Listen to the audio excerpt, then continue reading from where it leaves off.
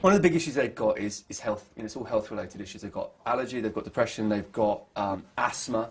And so what I'm trying to think about is, rather than it being about environment as in kind of the world, the planet, it's more about internal air quality, like environment with a little e, if you like. So it's about reducing the kind of chemicals we're putting in, getting rid of all the carpets to try and reduce the allergy, the dust issues.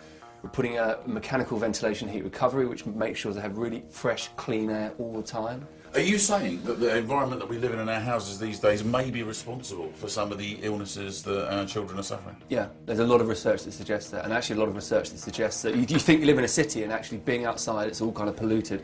What we're actually finding is that houses are worse for us than being outside, even in a city. This is part of the problem we're trying to get rid of. Look at that.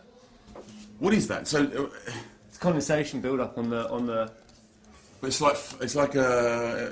mould. It's like fungus. Yeah.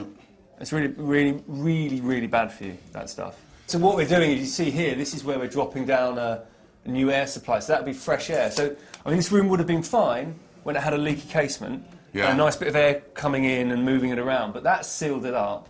Then it's starting to condensate up here, and then the mould's getting into it, fungal growth, spores get out into the atmosphere, really bad for your health. Kids got asthma, kids got eczema. This is really linked to health issues. It's a really big problem. Isn't the big problem that we've been desperately trying to save heat and seal the place up, and that keeps warmth in, double glaze everything, yeah, thermally wrap it. It's like keeps everything in, but it also means there's no airflow. Yeah. So you need to get the next step. So this is the next step now. Yes. This is like the super thinking these days. Yes. Is this kind of ventilation heat recovery. Now this is a little bit complicated, but really makes sense and it's worth listening to. To give Victoria the cleanest air we can, we're installing this air ventilation system throughout the house.